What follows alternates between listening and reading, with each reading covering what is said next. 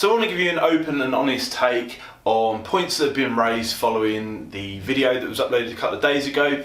This one here to do with always winning sports betting, highly popular video, gave away a lot of really useful stuff in that video, and there's been a flurry of comments on it, many of which talking about account preservation when it comes to sports books. And so on and so forth. Now I think generally speaking the overall view on this is wrong, and I want to explain why in this video, and hopefully how not only can you possibly make more money from it, but you can save yourself a lot of time and heartache in the process. So you see, I think to have this view that you can preserve a betting account or keep it open indefinitely whilst you're winning is just flat out fantasy, okay? Sports books in the modern world don't allow that. They record huge amounts of data. There's a lot of algorithmic work going on. They have to monitor a lot of markets at the same time or similar times for thousands of different people placing bets.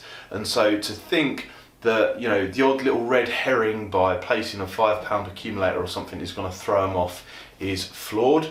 Through my own experiences over time, I have tried various things to see if it makes much difference. Honestly, I really don't think it does. I think the big difference is you waste a huge amount of your own personal time trying to do so. Now I think largely this idea that you can keep accounts open, stop them from getting restricted, stop them from getting gubbed, get additional extra free bets whilst taking value from the bookmaker is largely a myth that has kind of blossomed from various maybe match betting services or even arbitring communities and stuff, because they want you to carry on paying the monthly subscription. On that point, we do have a fully premium match betting service which is completely free at profitrush.com, so check that one out if you're into that sort of stuff. But the point here I want you to consider is the money that you can make from doing things, as mentioned in this video, quite quickly, and the time in which you take and put down for that. So I think over the last few years match betting has become less popular than it once was because it's a little bit harder to make as much money as it used to be, and it takes more of your time. Now my take on match betting is that, you know, it's still useful for certain people depending on your income levels. This is certainly a quicker and better way to make more money a lot faster, but as people have said in those comments in the, you know, below that video, you will get your account restricted for doing that. So I think that the first thing you need to do is just accept that that's going to happen and get the money as fast as you possibly can, because you can get it fast and you can get a lot of it if you do it correctly in that way, and then take the money and run, and, you know, if your account goes, it goes. I don't think there is a specific art to keeping the account open for an extended period of time, and the reasons for that are quite clear. So first of all, there's a lot of algorithmic work that works with the modern online, and we're talking about online betting firms here. There's a lot of algorithmic work which initially is in place to flag you to a trading team in the back end somewhere who then monitors bets.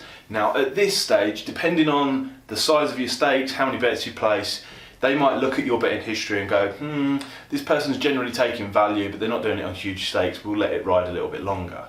Okay, but you've got to remember, you're not necessarily financially better off for doing that, for staking smaller and dragging it out, okay? So in my experience, the right thing to do is to find the maximum value, as mentioned in there. When there is the maximum value displayed, take that, take it hard and stake as much as you possibly can. There will be instances where, you know, the various bet doesn't come off. Obviously we've got variance in there as explained also, but on the times it does, you get the money, you get the value, you get it quick, and you get out and you move on to the next account. It's just a very modern problem. It's only going to get worse going forward into the future as they restrict winners faster and faster, and the algorithms become more efficient, and obviously the trading team are probably quite relatively ruthless on the other end because they're obviously paid and get their benefits from closing and winning accounts. So I think it's probably useful if I create a separate video about the actual process, because I do understand a lot about the process with how this works too, having had various trading room staff that have actually worked on the other side of the fence contact me in the past.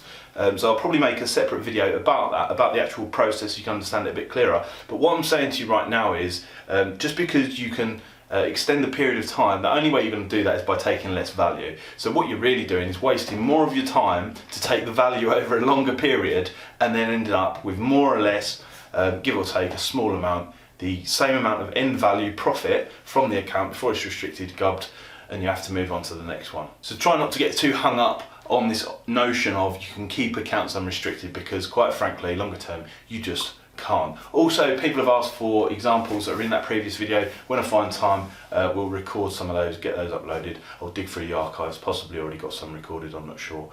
And we'll get those out there too. So if you haven't seen it yet, you can check it out on the end screen up the top here. It's a very useful video. It's one that, quite frankly, the bookies don't want you to see.